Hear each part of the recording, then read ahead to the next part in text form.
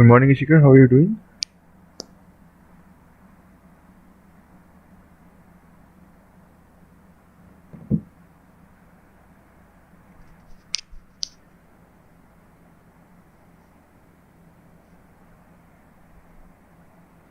Okay, good. So last time we had talked about the natural selection pattern, and today I'll commence the discussion with the types of natural selection that comes in your also later on SAT examination and other comparative examinations. So types of natural selection. Okay. So what we have is we have three types of natural selection mainly. Okay. Number one is the stabilizing natural selection.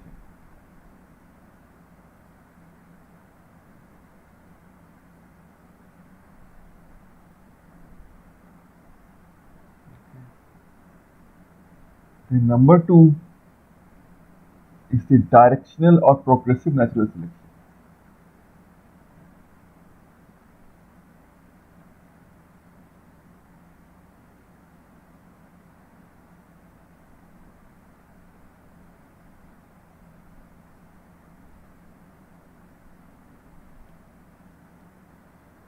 Number three is your disruptive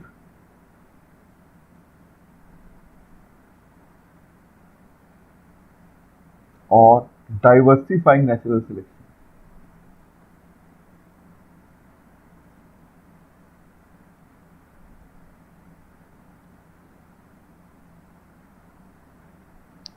So we have three types of natural selection that we can deal with.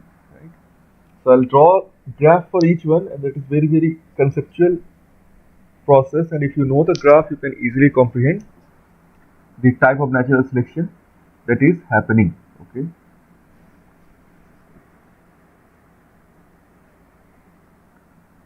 So let's begin with the first one, the graph of the first one. So I'll draw two graphs.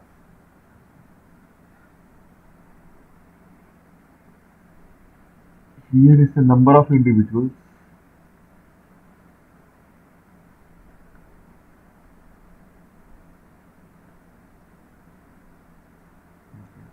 Here is trait 1, trait 2, trait 3. Means three types of the same trait, you can say. Let's suppose size of the beak of the bird, or size of the hand or limb. So three types of traits, with longer beak, shorter beak, and then medium sized beak. So like that, T1, T2, T3. Okay. Suppose the number of the T2 type bird or somebody else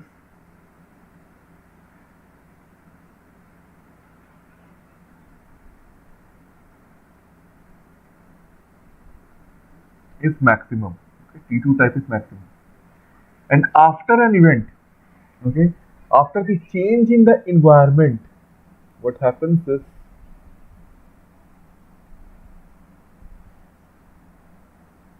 after a certain change in the environment or the habitat, this is y,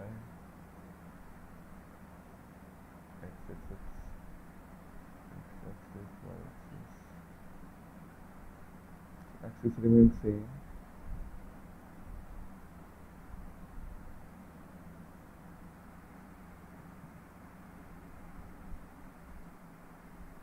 This becomes even a bigger plot, you can say. Earlier it was like this.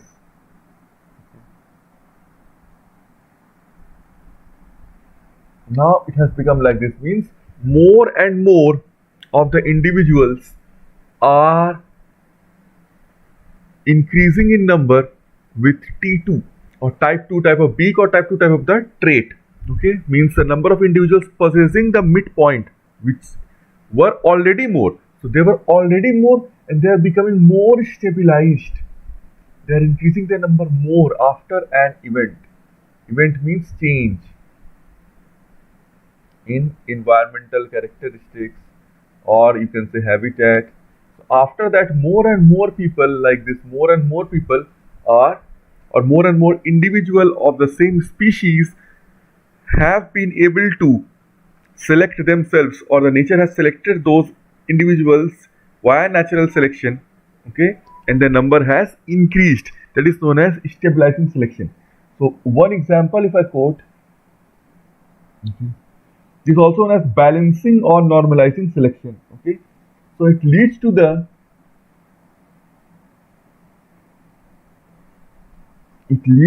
elimination of organisms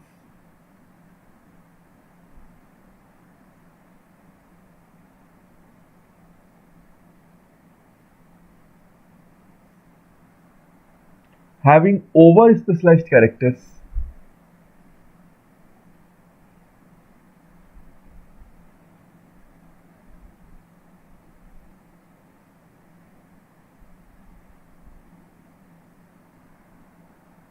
and maintains homogeneous population.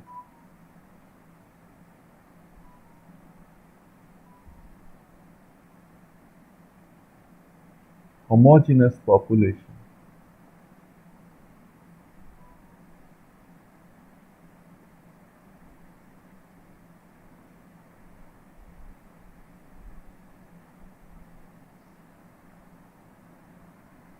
Which is genetically constant.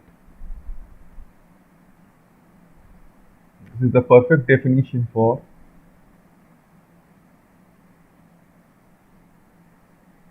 stabilizing selection.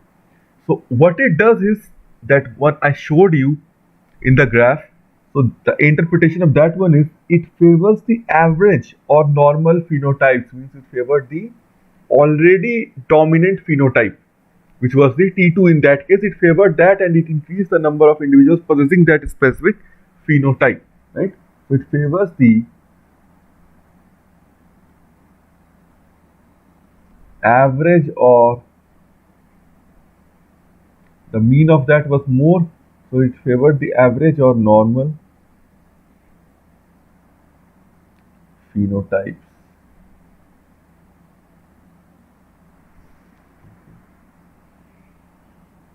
While eliminates the individuals with extreme expressions which are already low, they became lower and lower, and which were already high in number, they became higher in number, or their number increased multifold. Okay, and eliminates phenotypes while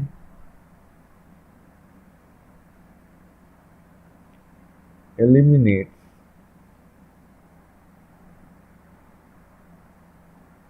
the individuals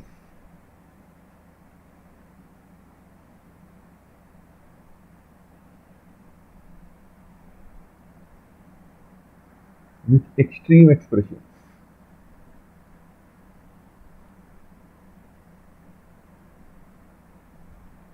Okay. So in this, what happens is more individuals acquire what? They acquire the mean character. Okay, the mean was this one, the central one. Okay, so this was the mean. So more individuals, it becomes like this, right?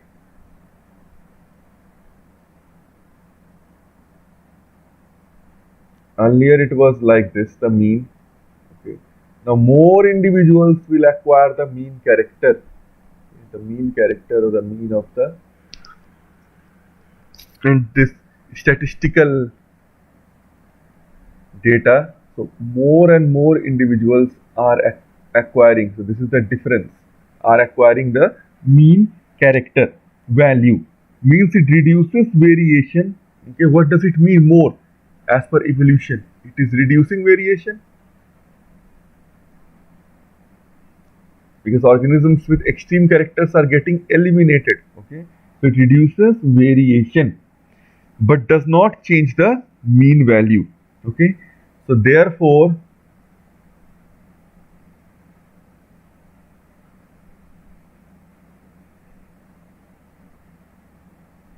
the mean remains same, because this reduced and this increased, so the mean remains same. Okay, but this midpoint characteristic is increased, the number of individuals of a species possessing that characteristics, or those character or those phenotypes, they increase their number. Okay, but the main implementation or the conceptual implementation is this is getting eliminated, the extreme phenotypes, one phenotype is getting enhanced or increased in number. That means that it reduces the variation. Okay, and one can also say that once you are reducing variation, you are also reducing the rate of evolution. So it is a very, very gradual process of evolution, a very slow evolution, you can say. Okay, so you get a bell-shaped graph.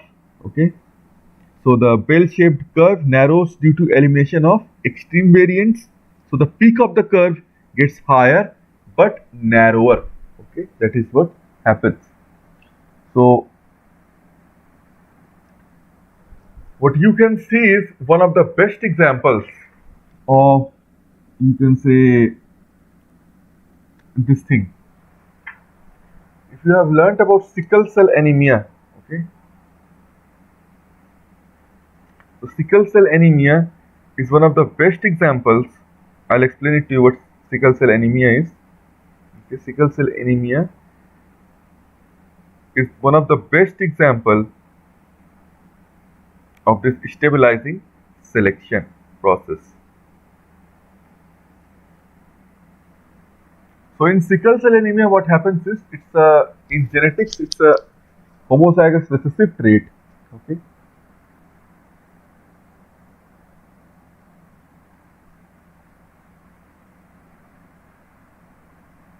So what happens is, I'll just explain to you what sickle cell anemia is as the main example.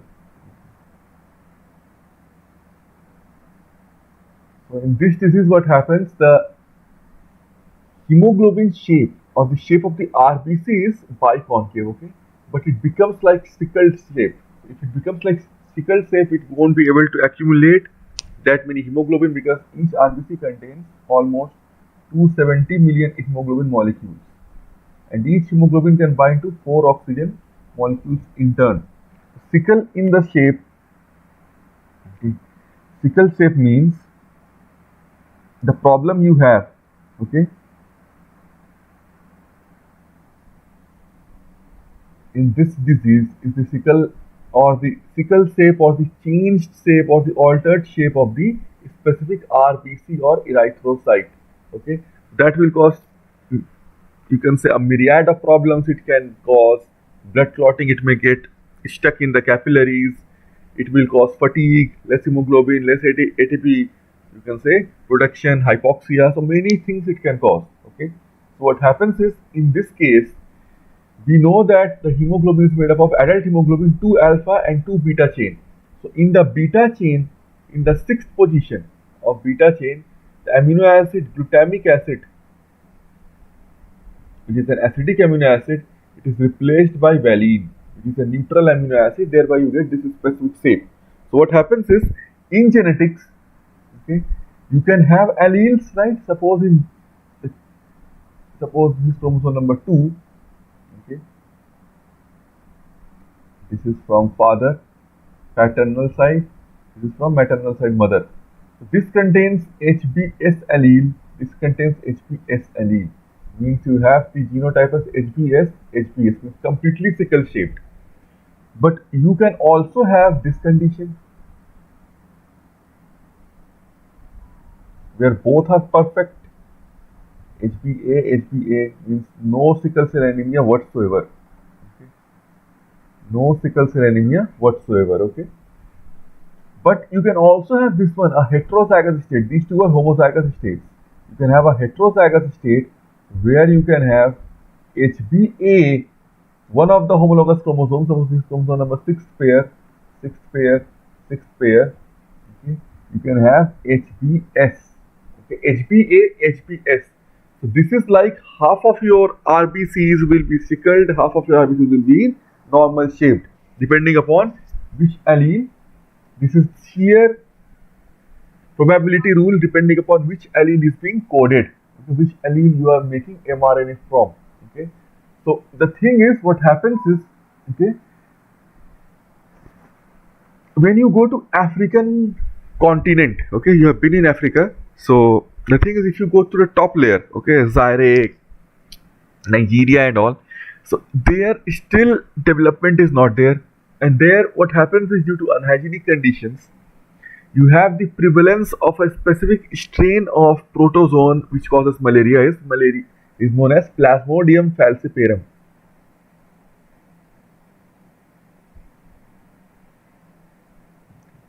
which causes the deadliest type of malaria and which can result in fatality. Okay. Now, due to evolution, because they have been contacting Plasmodium falciparum on regular basis, you can say for hundreds of generations. So, what the African continent people have done is, you can take this one as one extreme phenotype, this one as one extreme phenotype, and this one you can consider trait 3, you can consider this one.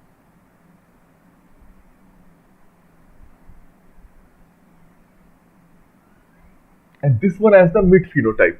So, what they have done is, if you have this phenotype, you are completely sickle cell anemic and you will die, or you will need blood transfusion.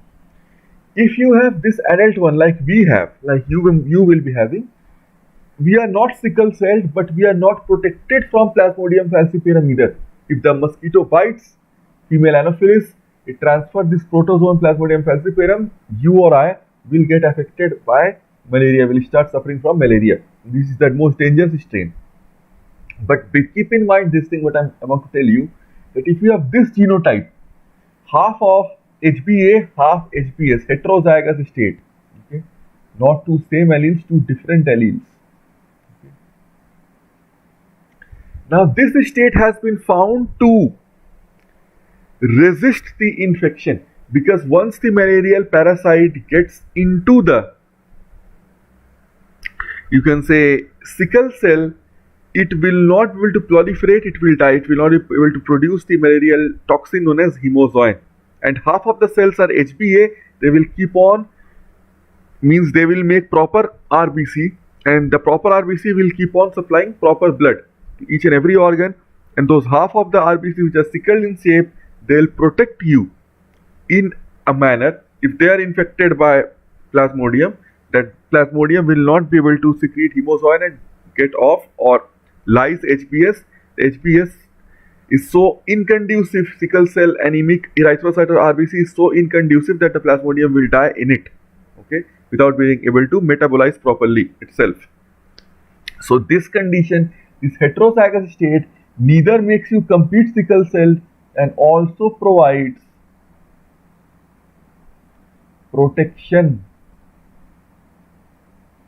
against malaria, against the most dangerous strains of malarial parasite, Plasmodium falciparum. Okay, so this is why the number of people having this trait will keep on increasing. So it's an stabilizing selection. The mid trait is increasing always here.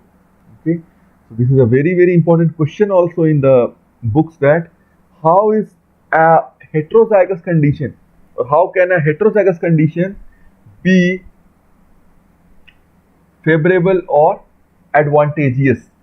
That you can write about this condition, and you can also quote this example in the stabilizing selection hypothesis. Okay. So this is how evolution works. See, because they are being contracted by Plasmodium falciparum and they do not have proper medicine. Okay, so they have generated this specific heterozygous phenotype, and their individual number or individuals carrying this specific genotype, okay, they have increased a lot. So that is one way of, you can say, a fascinating way of visualizing or observing evolution. So our body is an extreme machine which can acquire variation like this and even provide protection against one of the most deadliest of strains of malaria, which can cause malaria, right? Evolution is really a fantastic topic, that's why.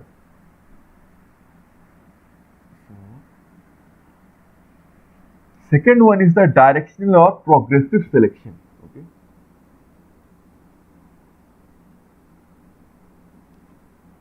So once we come to directional selection, I'll just show you the diagram. That would be better when we drawing the graph.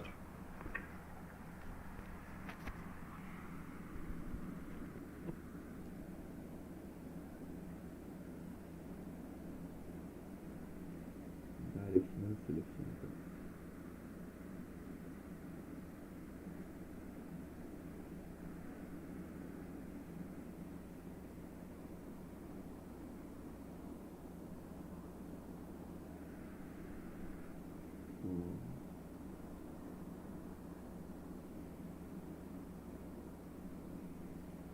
This is a good graph. You can see the last, you can see, if you can see this graph, the last character is getting increased in number.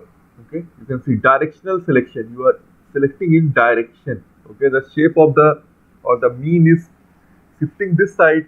This is not getting selected again. Okay, this one reduced, this one little bit reduced, but the last one, the last character got increased in number, so it is going in a forward direction. So the third character, which was pretty less, after an event, okay, after an event it increased in number. Okay, so here many examples you can quote. Okay, beetle color spectrum, okay, all that types of you can quote. Okay, so what I would like to quote is industrial melanism. It is like that beetle only coloration, okay, but that comes more in the examination. Okay, directional selection, because what happens is, I'll show you. So in directional selection, the population changes towards one particular direction. Okay.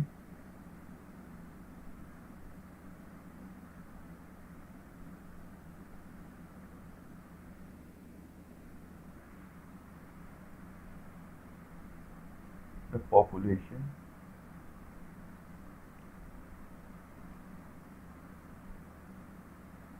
towards one particular direction.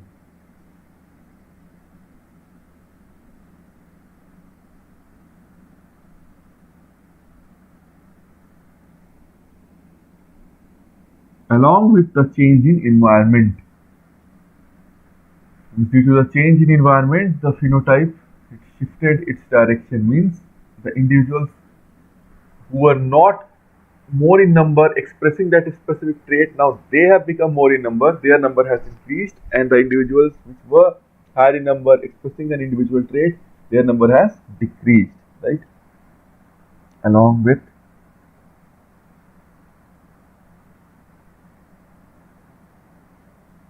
change in environment.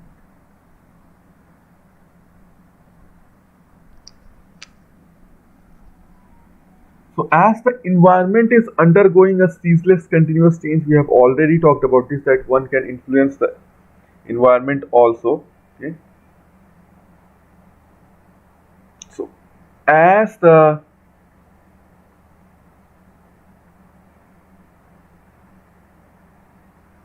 environment is undergoing, you can say, continuous change, the organisms having acquired new characters, they survive and others are eliminated gradually. Okay, others are eliminated gradually, right?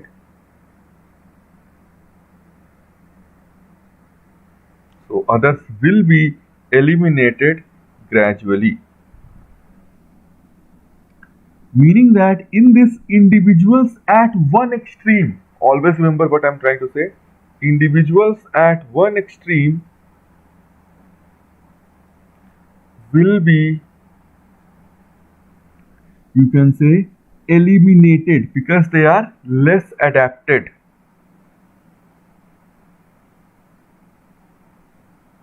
Because they are very less adapted, and what will happen is,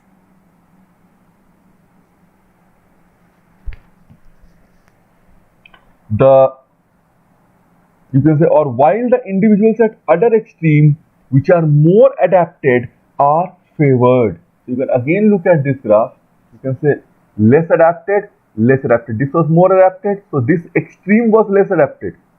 What I said, just try to comprehend that. This extreme was less adapted, this extreme was less adapted, this one was more adapted as per the previously or the previous environment which was taken into consideration. Okay, or previously existing environment taken into consideration. Now after the change in the environment or the habitat, the change in selective pressure, the technical word, what happens is, this number almost stayed the same. Okay, this is one case only. This also has plummeted, and at this extreme, okay, this extreme, it has risen up. They are getting spike. Okay, so this extreme character in this direction, they are becoming more adapted, and this is becoming less adapted. This one was already less adapted, so this one is showing increase. You can say right hand side extreme character. This one became more adapted, okay, to the change in the environment or to the latest change in the selective pressure, and that's why the individuals possessing that specific trait or trait type, their number has increased drastically. Okay, so the thing is, the example. So best example is industrial melanism here.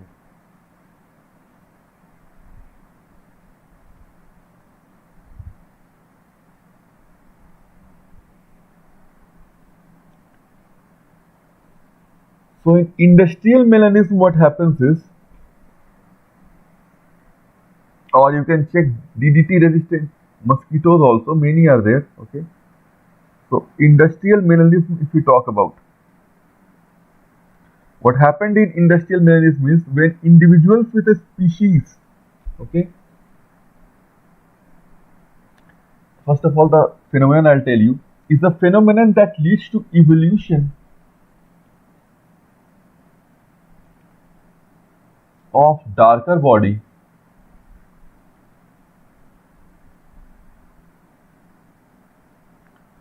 color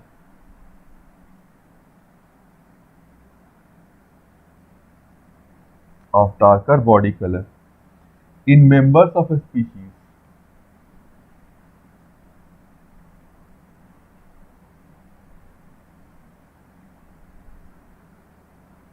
which live in polluted environment.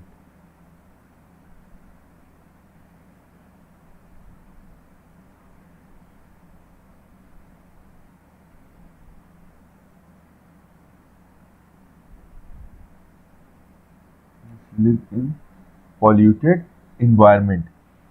So how is this possible? Okay, so industrial melanism is a phenomenon that occurs when individuals within a species that have darker feathers, fur or skin, they become more prevalent in the population because they are at an advantage. Okay, so what happened is, okay, you can take the great example of industrial melanism. You can say is the dark colored melanic moth species that evolved from a paler type in England.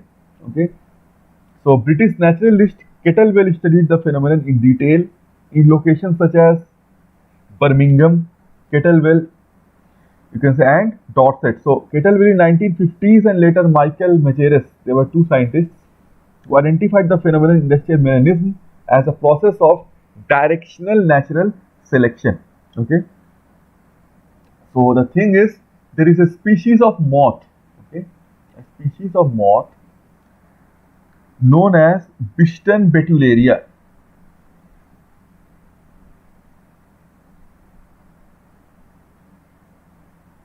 Betularia. Okay. They were present in England before the Industrial Revolution ever came into picture. Okay, and they were before Industrial Revolution means pollution was pretty less. Okay, before Industrial Evolution, pollution was pretty less, and what happened was they were all mostly whitish or very light color. Okay, white colored.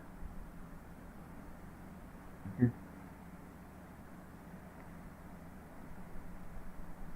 Now what happened was very less dark colored one was there, so the graph was like this only. Okay. Dark colored was very less, white was too much more. Okay, so the thing is, white forms were high. Why? Because they were able to camouflage themselves. Mimicry was what I was saying. They were able to camouflage and mimicry are a little bit different. Here they are camouflaging a non-living substance. Mimicry is you will be able to mimic a living substance. Here non-living. So the word would be camouflage here. The camouflage themselves, while dark ones became easy for the prey, like they were easy for as a prey for birds, because birds used to eat them up.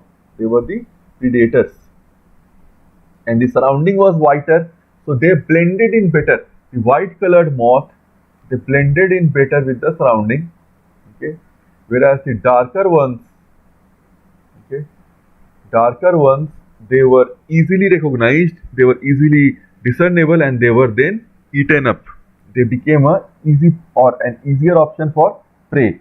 Okay, so no black moth, you can say, increased, or the number of black moths, they never increased in number before 1800, or melanic moth was never found.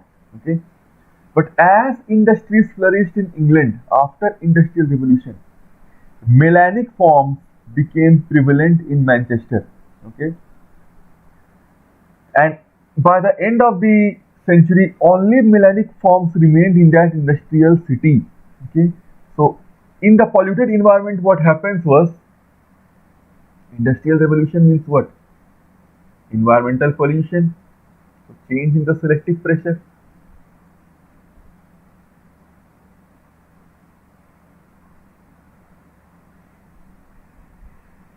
Environmental pollution,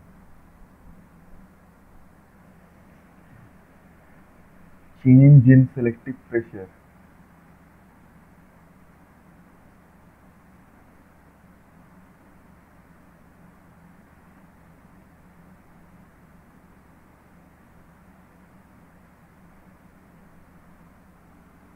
Once the change in selective pressure happened, okay,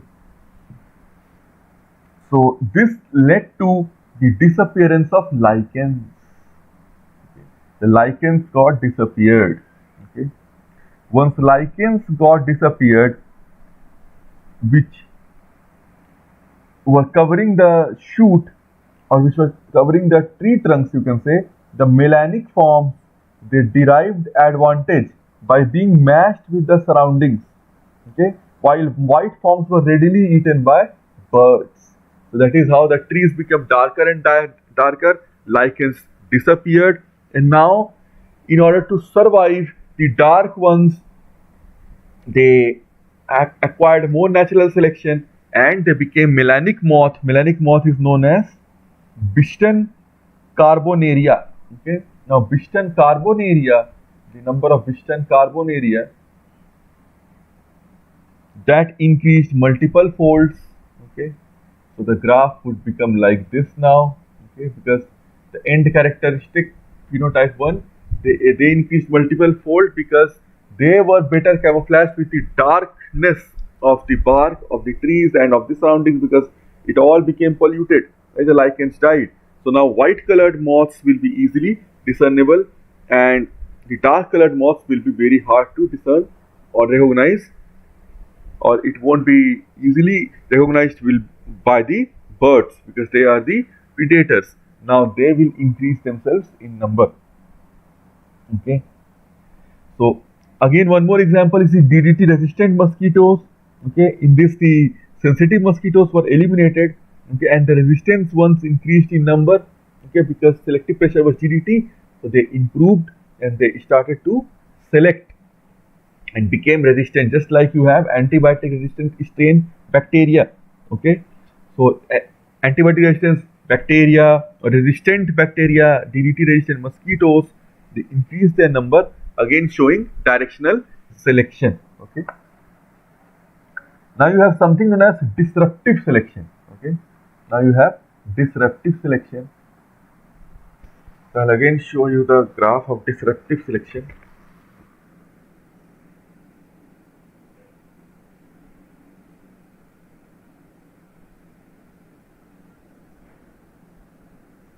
Disruptive selection. So this is what disruptive selection graph means. Earlier, one trait was very prevalent, just like you start off with the mid trait, but after the change in environment, the mid trait takes a dip, means the individuals possessing the mid trait, mid phenotype, or the average phenotype, it takes a dip, and the two phenotypes which are present at the ends, which were represented by very fewer individuals, or very few individuals, they rise in number. Okay, the individuals which were representing the trait which was extremely, you can say, unfavorable, less adapted, after the change in the environment, change in the selective pressure, the fewer number of those individuals they spiked, they increased drastically, and the number of individuals expressing the previously, you can say, adapted trait, they took a dip. So this is disruptive because this is getting disrupted and both these are getting spiked. So this is a type of, you can say, anomaly, you can say, right? A contrast, a complete contrasting characteristics, because both the character in direction what was happening is one of the less adapted character was taking a spike or an spike. Here both the less adapted characteristics after the change in the selective pressure, they both are taking an upward trend, they both are showing spike, and what is happening is the mid trend is taking a dip which was heavily selected before the environmental change ever happened, right? So the thing is, if you write about disruptive selection,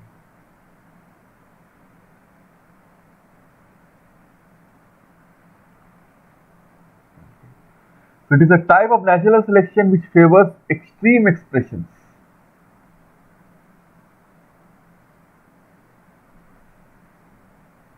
A type of natural selection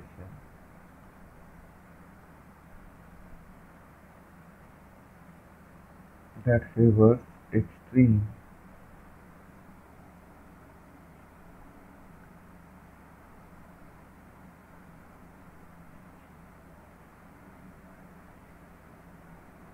expressions.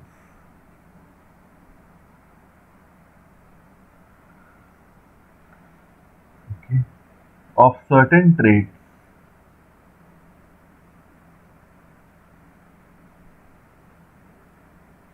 to increase the variability.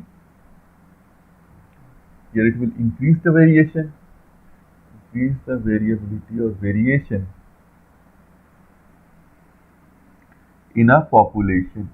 It is just opposite of, you can say, stabilizing trait. Stabilizing one was decreasing variation because only one trait was getting more and more selected. Here the two extremes are getting more selected. So it is increasing the variation in the, you can say, species of or belonging to the species in one specific population.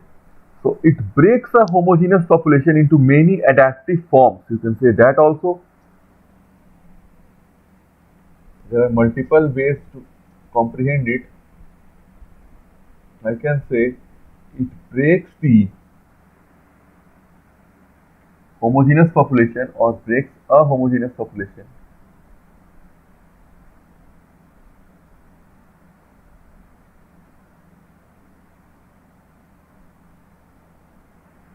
into many adaptive forms. That's what it did.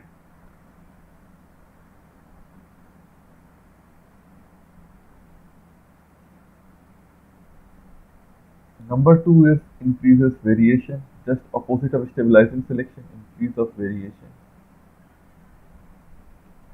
Okay, you can see it broke the, you can say, the most selected mean here, the most selected trait into two more adaptive features, not only one. So only one type of feature was highly adapted, two were less adapted. Now one is becoming less adapted, but not very less. It is not taking an extreme dip or an extreme dip. It's taking a dip but not extreme dip. And the two are getting heavily adapted or really appreciably adapted. Okay, highly adapted, you can say. So adaptation is of, you can say, of utmost, you can say, degree or utmost feasibility that it is able to increase its number drastically, right? You are getting two peak extremes or two peaks of extremes representing two phenotypes after the change, after the specific change in the selective pressure or environment. So it is making more adaptive forms in the same population comprising of the same type of species, because one population comprises of only one species type, right? I can also say it results in balanced polymorphism because some of the variations might have occurred, must have occurred, I should be saying. So must have occurred means polymorphism is what? It is different to mutation because mutation happens in less than 1%, And polymorphism, when we talk about SNPs, so balanced polymorphism.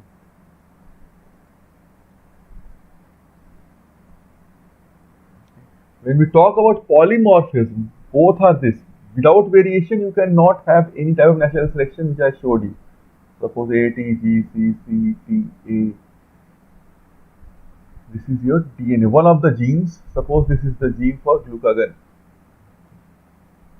Secreted by the alpha cells in the islet of Langerhans, increases the glucose concentration in the blood. Okay. So now, suppose after the natural selection,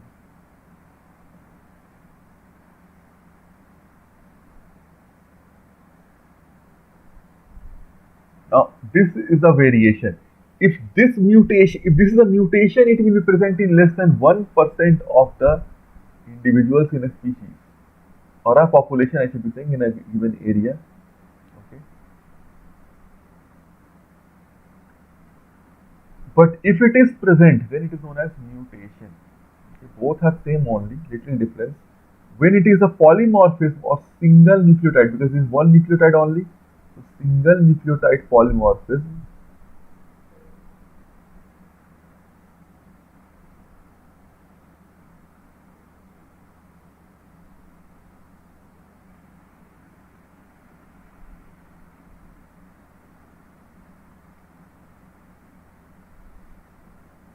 Polymorphism. That is your SNP. That is when this specific mutation becomes prevalent in more than 1% of individuals in that specific population. Okay. So that is the meaning of SNP, more than 1% of the individuals of that specific population. Okay.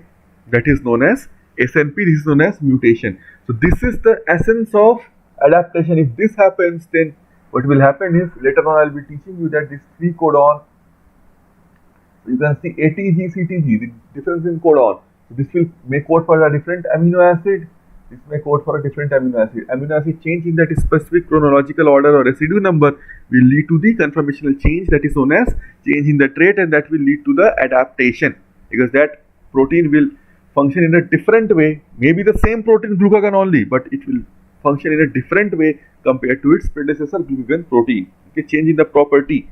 Okay, like you may become stronger, you may become weaker, you are remaining the same, but you may increase your talent, right? You may increase your arsenal. You are learning piano. Other human beings are not learning piano. Okay, suppose you were the same form of you, like before 5 years you were never knowing what piano is, but now you are an expert. So like that, you are adapting. So the same way our proteins also adapt. Okay, so it leads to balanced polymorphism. Okay, so if you take an example, in seas, what happens is, there are 3 types of snails. Okay,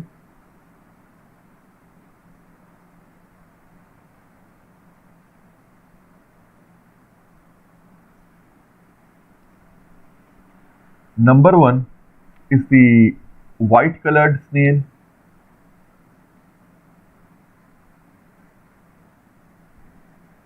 Number 2 is the brown colored snail.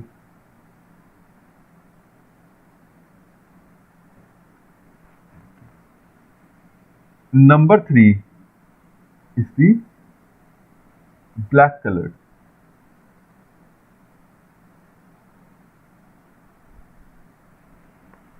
Now what happens is, the white colored snails are invisible when rocks are covered by barnacles. The black colored snails are invisible when the rock is bare. But what happens is, the mid character, the brown colored snail, they remain visible. Okay, because their color is brown and they are not even camouflaged when they are covered with, you can say, barnacles, the rock, or the rocks are bare, so they remain visible. and they are an easy soft target for being a prey or as a prey, which are eaten by the predators in both these conditions, when the rock is covered, when the rock is uncovered or bare. So the number of snails having this and this phenotype will increase and this one will decrease. So you can say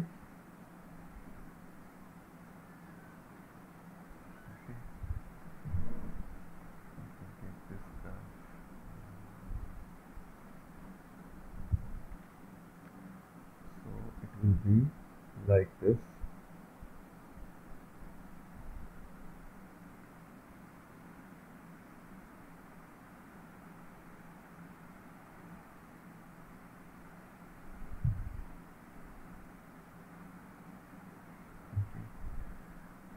So this will be your white colored W, this will be your black colored, this will be your brown one, which is taking a dip, right? So what happens is, this kind of selection is extremely rare, but eliminates most of the members with mean expression and produces two peaks, two distinct peaks in the distribution of a trait. Okay, so this is known as your way of, you can say, natural selection. Okay. Now after natural selection is done, we can jump on to, you can say, Neo-Darwinism. Okay, Neo-Darwinism means entire Darwinism was never correct. Okay, we always have to modify the character, you can say, the postulates of Darwinism. Okay, so we come to Neo-Darwinism. Neo-Darwinism is also known as a synthetic theory of evolution, or the modified version of Darwinism. Okay, so the postulates of Neo-Darwinism, if I talk about, okay. So do you have any doubt, Ishika, till now, till this point, regarding the natural selection types? Any doubt arising in your head?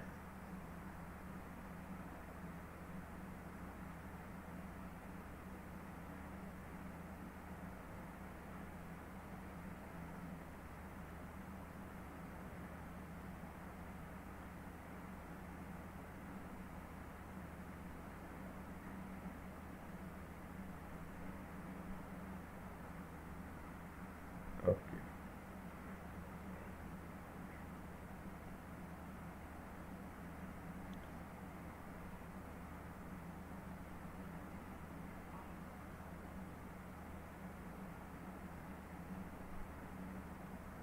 So let's start with Darwinism.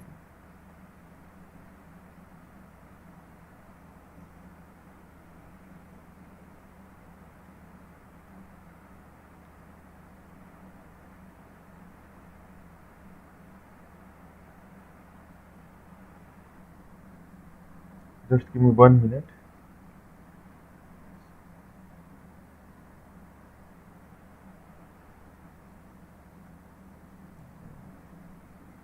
Okay.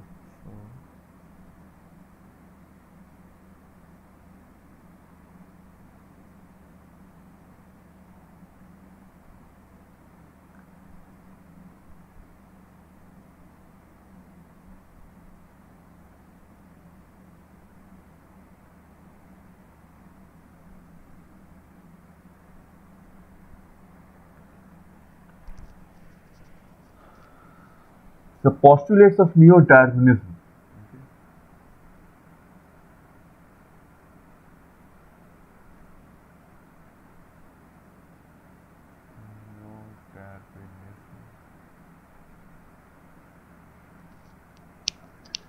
So number one is the genetic variability.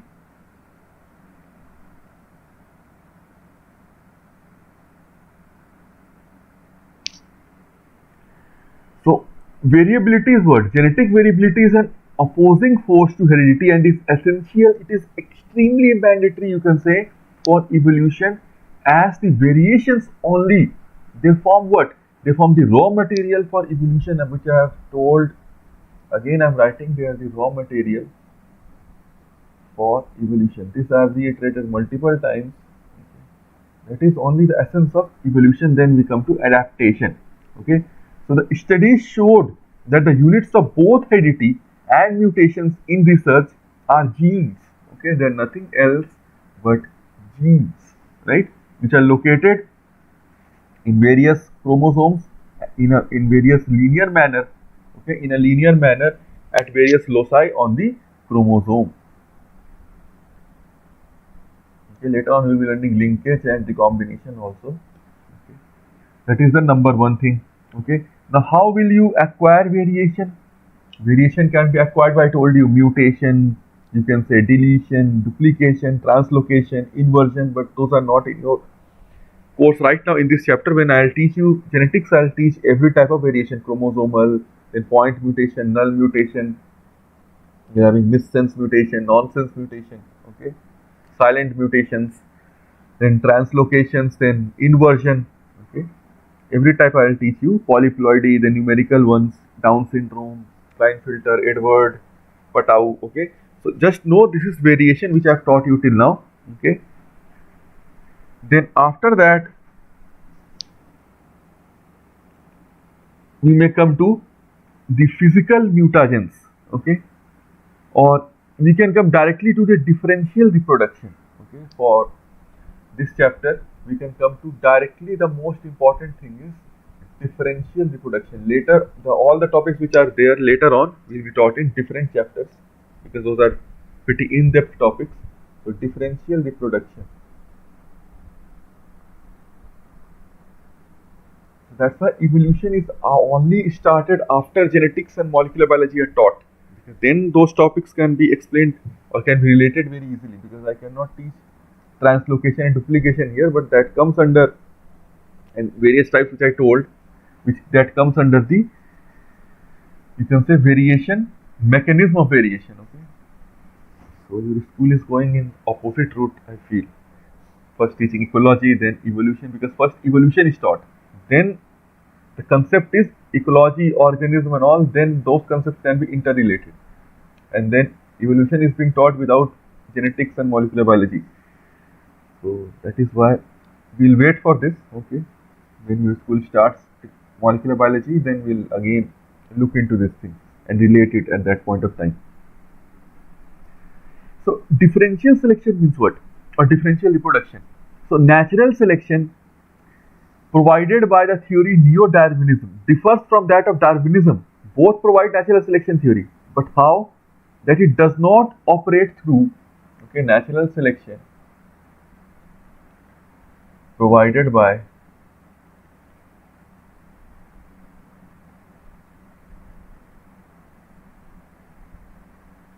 Neo-Darwinism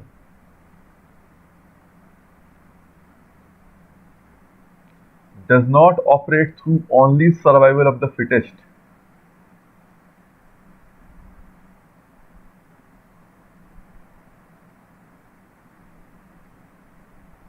Okay. What happens is it operates through differential reproduction and comparative reproductive success.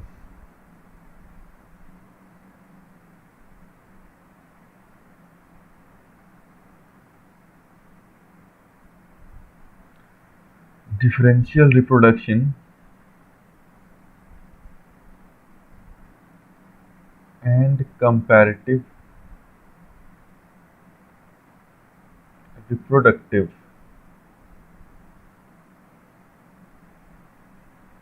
success. Now what is differential reproduction? Now just try to interrelate natural selection proposed by Darwinism and differential reproduction is nothing but it's an application only, okay. Application means we know that if we have been able to select or get ourselves selected by nature, if I have been able to adapt, if I have been able to acquire variation, then that variation will cause conformational change in the protein, that will lead to change in the trait, that will lead to adaptation. So when I have been able to adapt, okay, suppose my species has been able to adapt in this specific environment or in any environment or in under any selective pressure, then what will happen is the best adapted members of the species, okay, will invariably reproduce at a higher rate because my number is more and I am less diseased. Okay, I have been able to adapt better or in a better way. So the best adapted, okay, members of a species, okay, will have a higher reproduction rate because I am quite disease free and I have been able to adapt properly, appropriately, okay, in this specific or under this specific selective pressure or in this specific environment, okay, and I'm adapted to this environment, you can say. So I will be having higher reproduction rate, and then higher reproduction rate means I'll be invariably producing or proliferating or causing the production and synthesis, or you can say delivery of more progenies or offsprings.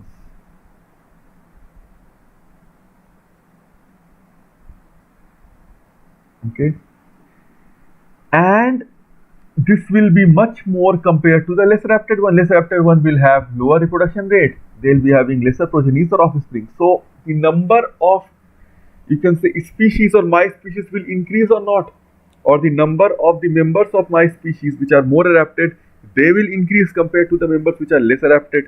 Okay, so meaning that this is the real essence of when it comes to success of a species. This is the real essence pertaining to the success of any species, because if you have more and more number, then the chances are you will be able to proliferate more, and you can also diverge, emigrate, and then you will be able to adapt or may adapt there also and take control of that habitat, and your specific species or those specific members will keep on proliferating the favorable traits or genes, okay, or characters, and that will lead to the extreme success of your species. That is how a species success is determined, that how favorable genes can be transferred. You are not, you can say, transferring the non-favorable genes. If at all you are transferring non-favorable genes, again you are causing deterioration of your species. So if at all you are transferring the favorable genes and then you are reproducing at a higher rate, means you can add two things more: earlier onset of puberty, that will increase the chances of reproduction at a higher rate more, okay, and also transferring favorable genes, the likelihood of transferring favorable genes to the offspring. If you are able to do this, then you are really contributing heavily, you can say, at a copious rate or at a copious rate to the towards the success of your species, towards making sure that your species remain in this world for a much longer period of time. Okay, so that is known as differential reproduction and comparative reproductive success, because there is difference in the reproduction rate and comparison. If you do between, or if you compare the two reproductive rates of a less adapted and more adapted, there is comparative reproductive success, means you are at a success, or you are achieving success, or you are at a distinct disadvantage. Sorry, you are at a distinct advantage compared to the less adapted counterpart, that they are at a distinct disadvantage because they are reproducing at a lower rate, you are reproducing at a higher rate. So you are having a comparative reproductive success when you compare your reproductive rate to theirs, right? So is there any doubt in this lecture, Ishika, today? So the variation part and the mechanism we'll deal with when your school starts molecular biology, okay, and biochemistry. Then we'll relate that thing or this specific variation part of the evolution to that stuff. Okay then. Have a nice day. Stay safe. Okay. And thanks a lot. And let's meet in the next class, Ishika. Take care.